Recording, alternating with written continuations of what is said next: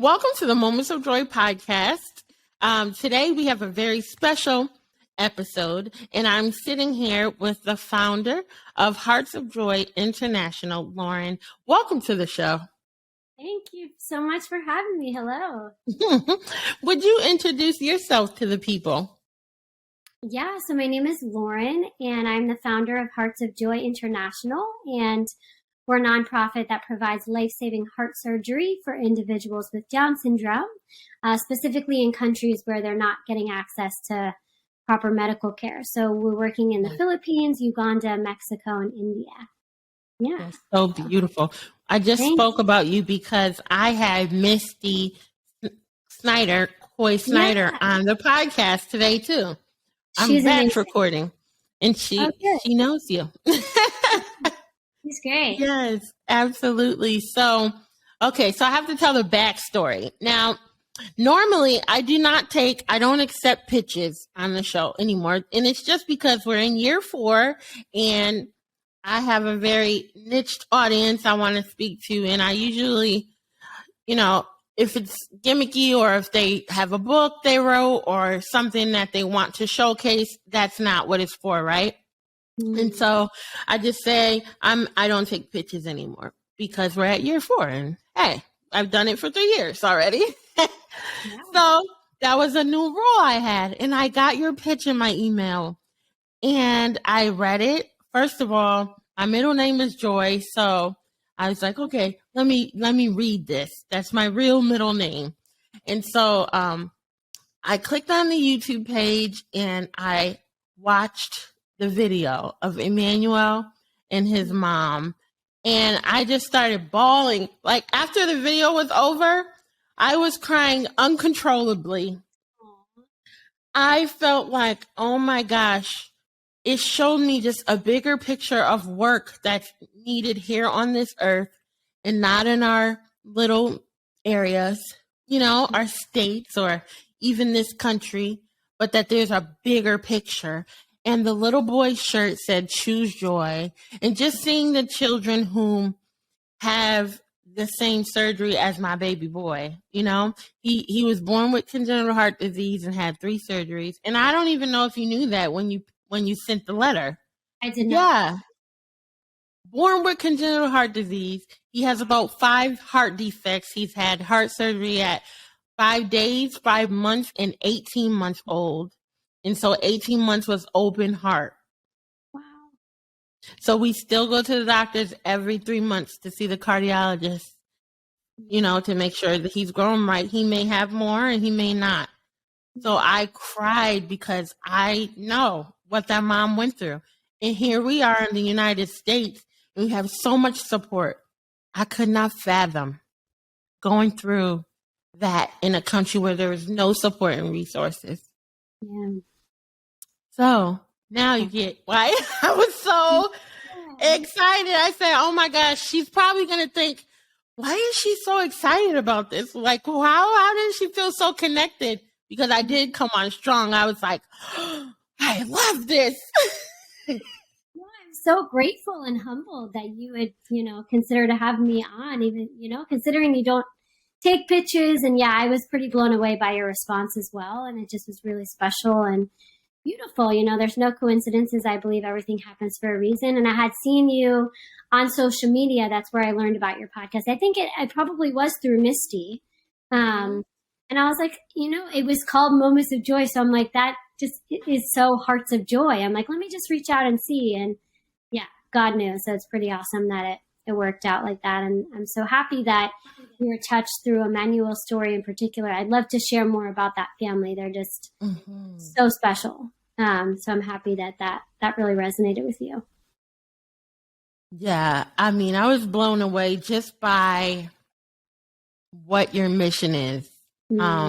Because so many times we forget about people that exist outside of our little worlds, Yeah. And so, I just pray that your organization continues to have huge impact because I know it's needed because I'm one of those mamas, but here I am, right? Yeah. Blessed to have life insurance. So let's get into it. Tell us a little bit about why Hearts of Joy was even birthed? Like, what made you want to do this? Yeah, so my background is in special needs, more of a therapy background. But I always work specifically with children with Down syndrome. I just have such a heart and a passion for this community. And I always remember that because I worked with a lot of young adults with special needs for a long time in an adult day program. And I remember they had the big scars because they all had the heart surgery, because it's 50% of children born with Down syndrome will have this congenital heart defect that requires this surgery. And it requires that to be done before they're about 6 months of age, or else it becomes fatal. So in a country like America, when the child is born, thank God we have amazing doctors and healthcare system here that can get you a cardiac team and get you the proper doctors and resources, so that you can get that surgery. But unfortunately, in developing countries, due to poverty and lack of education, it's just not the case for these children. And so I had always had a background, working with children with disabilities, specifically Down syndrome. And then in 2017, I went to Uganda to visit a friend who was living there at the time, who also works with children with special needs. And I made it a point to visit the Down syndrome community there because I was curious. I know how it is in our own country. I say we can always grow and learn, but we have a lot of resources here. So I was curious, well, what is it like for individuals with Down syndrome in a country like Uganda? And what I saw, I always say, I cannot unsee what I saw that day. I visited about 10 children in their homes, and the lack of awareness and understanding for these children was just mind-blowing. Not only did the parents not understand, but the community did not accept them. There was a stigma against them. They thought it was a curse on the family, and they viewed them as a burden. So it was very sad because they keep them inside the home. They're not part of the community, and they're not really part of the culture there. And so they're sort of hidden. And because of that, there's no awareness for them. So if you don't take them out, people don't see them. They don't know what the condition is. And they were not associating it with the heart defect. And so I had met a little baby, the last baby that we saw, who was 6 months old. And that's the exact age to get the heart surgery. And so I just felt really called to help her. She was like the sweetest little thing. I fell in love with her, just so precious. And so I educated her family. I helped. She had 3 holes in her heart. I did what any millennial would do. I started a GoFundMe and I posted a video online.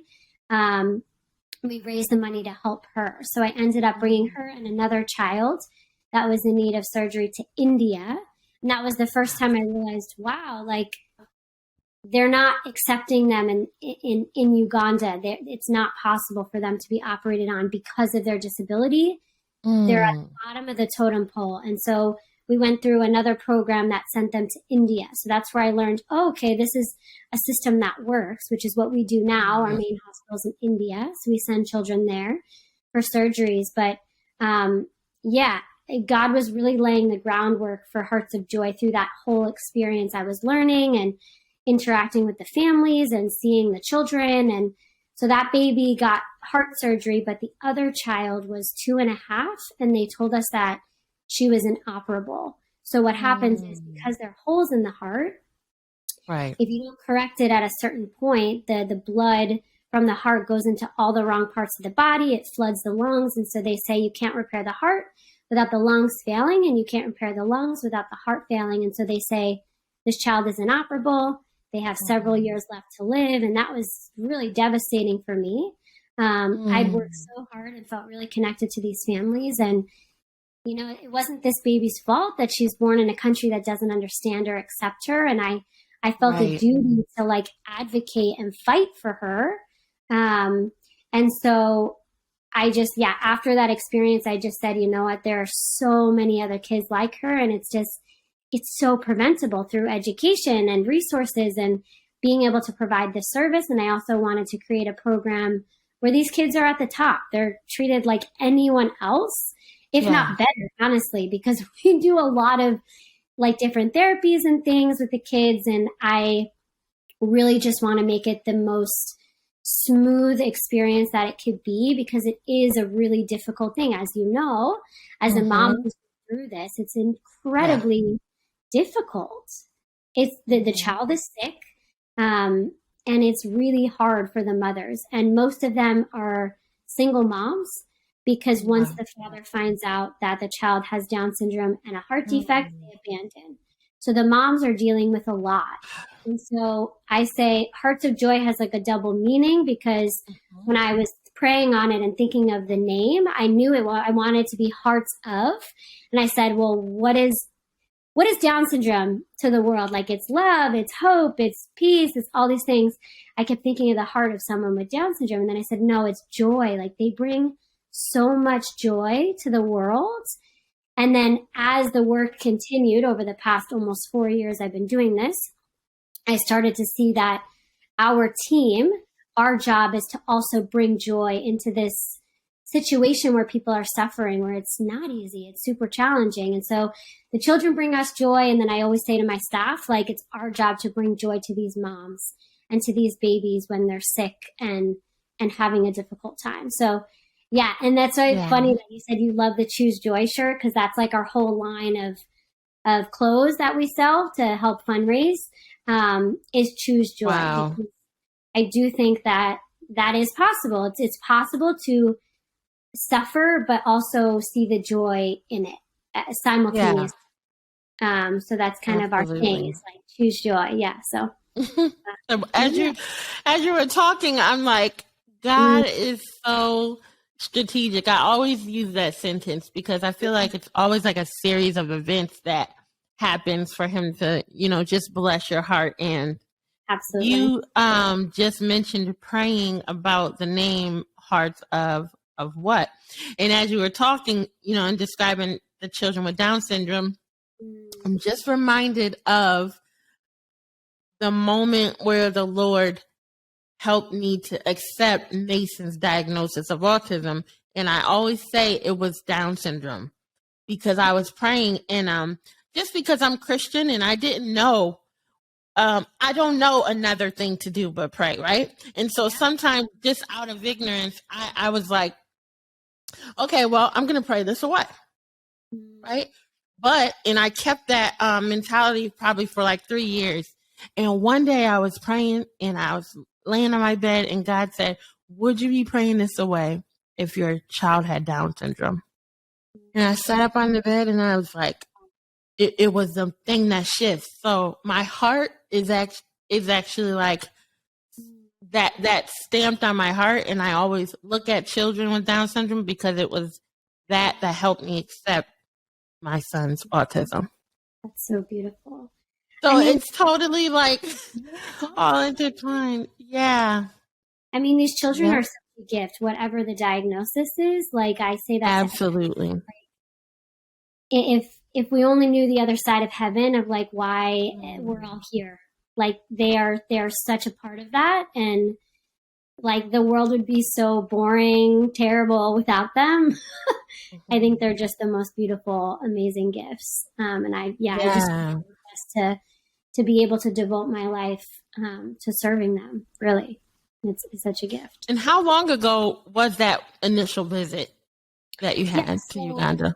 The first time was in 2017, and then I brought the girls to India in 2018 because it took us quite a bit to fundraise. And then in 2019, after that, I started the organization. And since then, we've expanded to all those other countries.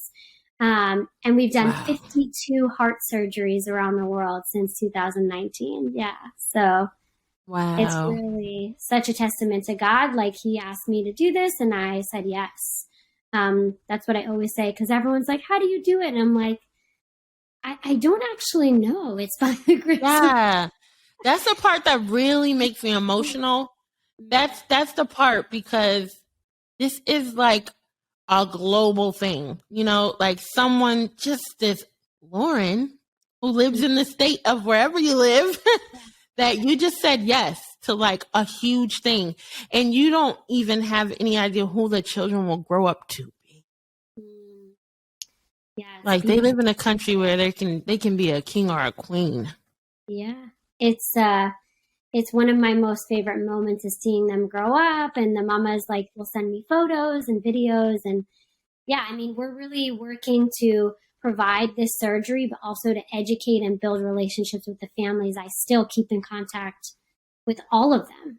And I think I will the rest of their lives. It's just like such a joy, yeah, to see them grow up. Yeah. But I think that is the power of saying yes. And I think we're all fully capable of that. I think our human nature, our fears kick in, the fear of the unknown. I mean, this was really a space that I hadn't entered into. I mean, I'm specialized in Down syndrome, but I had to learn a lot about the heart, and I had to ask God to send me doctors and medical professionals, because I'm not trying to be the surgeon here. Everyone always asks me if I'm the heart surgeon. I'm like, no. I'm like the connector that fuses everything together and is there to support the families. And it is so possible if you're willing to say yes. Like, God will send you everything you need because it's his mission. Like, I'm just kind of here. I mean, I love absolutely. it makes sense for me and my gifts and what I can offer, but it's really like the Lord's mission. And I'm just, so happy to be a part of it, really. Yeah, I think also the beauty of it is it's going into other countries, because in the United States, we have a different view of children with disabilities. And for many other countries, they are thrown away. Some really do believe it's a curse or, something that should be thrown away, hidden, don't ever tell anyone. And like you said, the dad walked away. It's so common in other countries. So I love that you are undergirding the moms that have to go through it. Yeah. And, we're also striving to like reunite the family and helping, because people are good inherently. They just don't know. And that's what I truly believe. I believe that education is really powerful. If we told them what to do, this happens at conception. This is not something that you caused or something that God created this child for a purpose.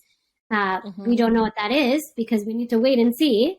But that's all part of the journey, is like educating the parents. And 9 out of 10 times when we actually sit down with the father and explain it, like their heart is changed. You just need to give them that opportunity. So we're all about like giving people the opportunity to do what's right, because they do love their child. It's their child regardless. And that parental heart, like that doesn't go away. It's just kind of enabling people to, do what's right and be able to care for the child, giving them the tools and resources to be able to do that. Yeah. Yeah, that's absolutely beautiful. Can you tell us a little bit about Emmanuel and his mom? Yeah. So Emmanuel, everyone calls him Emma, as you saw in the video. She says, Emmanuel, my child, and he's like, Emma. It's so cute. But so he was one of our first children to get surgery. So we sent him and 2 other kids from the Philippines and then another boy from Uganda all at the same time to India. So I was with them in the hospital for about 5 weeks. And Emma is like just such a joy. We were calling him like the comedian. He's just hilarious.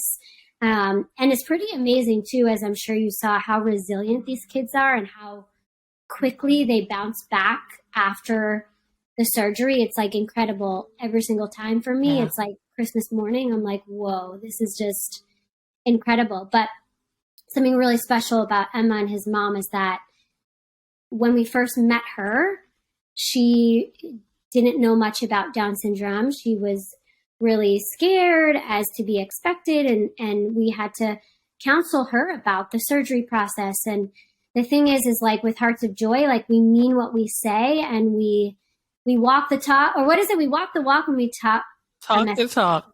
Yeah, like we are there in the hospital. We have a full team that goes and is there to support the family. And so I developed a beautiful friendship with Mama Emma.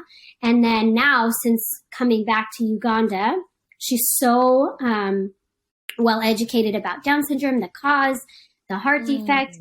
She brings Emma out to the shops, out to the market, in the community, and numerous other moms will come up to her and say, what condition does your child have? That's what my child looks like. And so Mama Emma has Wow. referred probably like 10 other children to us in the past few years since Emma got a surgery. And she's become such an advocate for our community. So before we send a group for surgery, we do an orientation. So we explain the entire process. We just kind of go through an educational about Down syndrome a bit more. And so we invite Mama Emma and Emma to come and share her experience with the new mom. So it's just like full circle. And she's like one of our biggest success stories because it just proves like, okay, we're doing the right thing and the program is working. Not only are we providing the surgery, which is saving the child's life, but we're educating and changing the hearts of the parents. And that's what we want to do because that creates a ripple where she's now comfortable bringing Emma out in public. And he's like the mayor, like everybody in his village knows Emma. Like he just walks around like beautiful. So sweet. As you saw at the end of the video where he's like washing his dishes and he's just so hilarious. He is such a funny little person. That's amazing to me because I know how important it is to have community and how and here where we are, we're very privileged. We can call 211 and find a support group or go on Facebook and find a support group. These women in villages, they do not. And how powerful that is to just see her in the market and say, wow, my son has this too, or my daughter looks like that too. And now here she is, a part of a community. Yeah, it's really helping. Really a lot of our moms look at her as an example, which is really awesome too. Like she's like the MVP. She's great, Mama Emma. We love her. Yeah, that's absolutely beautiful. And so, what are you looking forward to in the future for Hopes of Joy?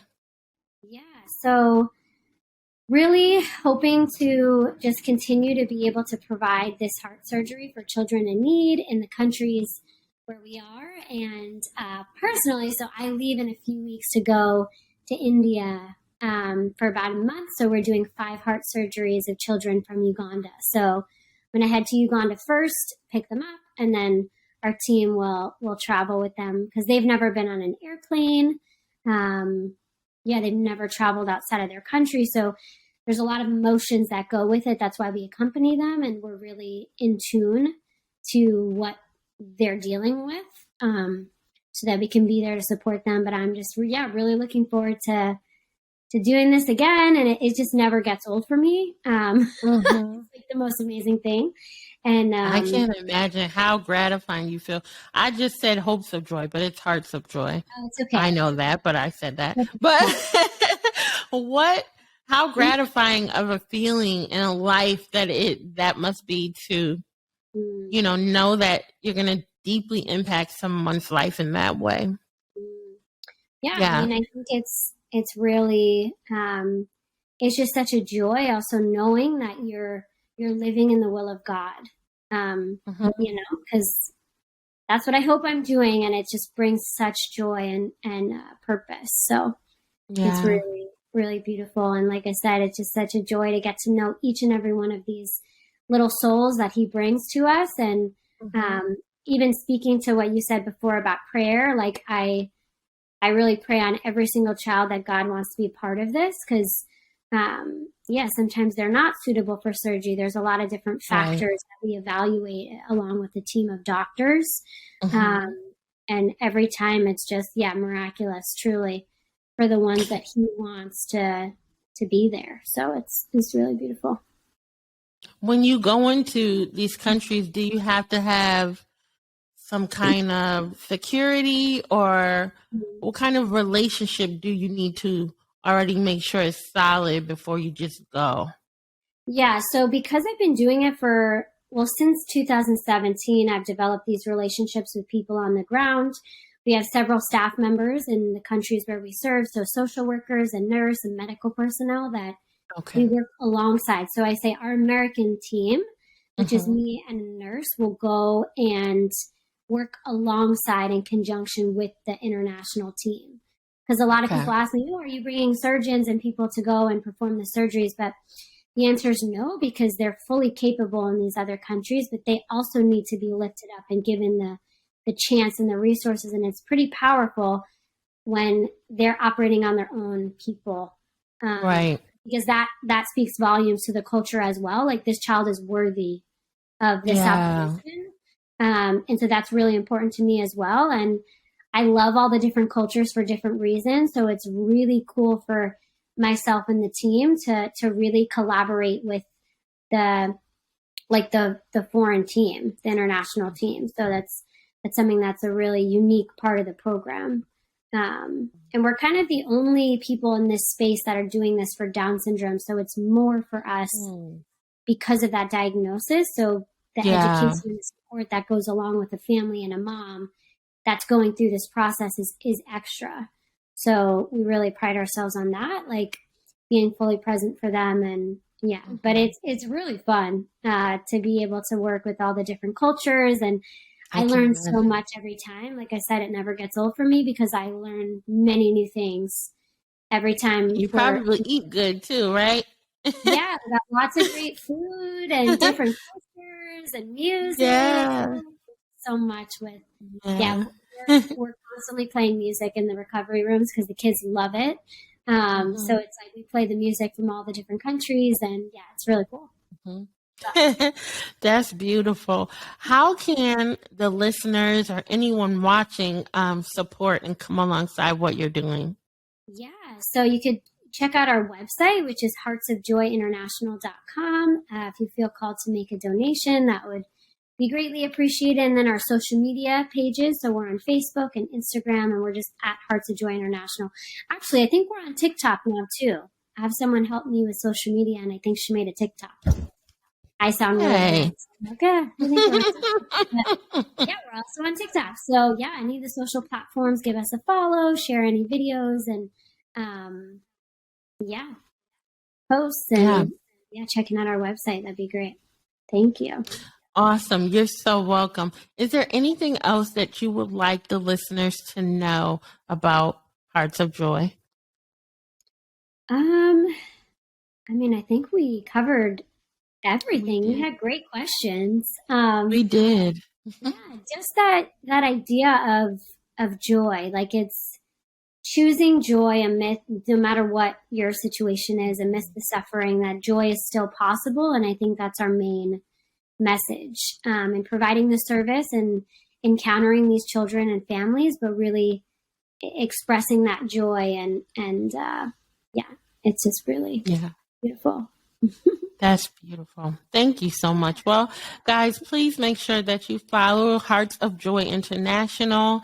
And, if you can make a donation, small or large, and have those children in mind. You can go watch the videos to see, put a face to some of the money that you'll donate. $20, $10, $5 can go a long way. And I've never asked that my listeners give any money, but I know that this is going to actually save a life. And so I think that's so important.